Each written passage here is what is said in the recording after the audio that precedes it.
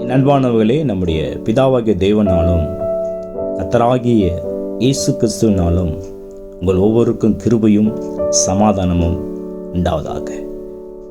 இன்றைய வார்த்தையை தியானிப்போம். சங்கீதம் 119:101.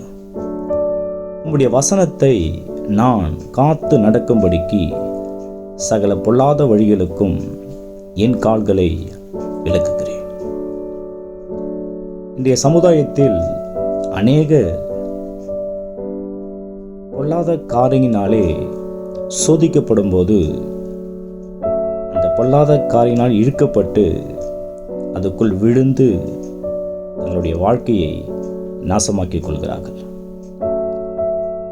வாழ்க்கையை நாசமாக்கிக் கொள்வது மாத்திரமல்ல, கடவுள் கொடுத்த அத்தனை ஆசீர்வாதங்களையும் அவர்கள் பறிகொடுத்து விடுகிறார்கள். அவர்கள் வாழ்க்கையே ஒரு கேள்விக்குறியாக மாறிவிடுகிறது.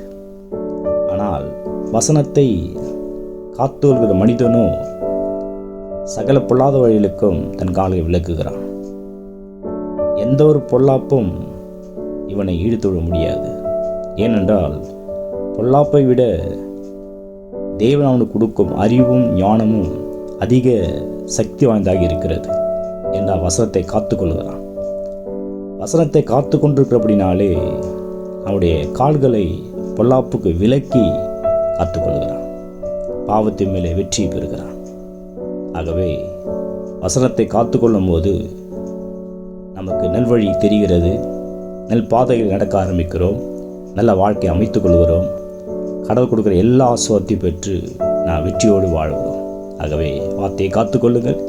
நிச்சய பாவத்தின் மேல் வெற்றி பெற முடியும். ஒவ்வொரு நாள் வெற்றி வாழ்வை அனுபவிக்க முடியும். அப்படியே செய்யுங்கள். God bless you.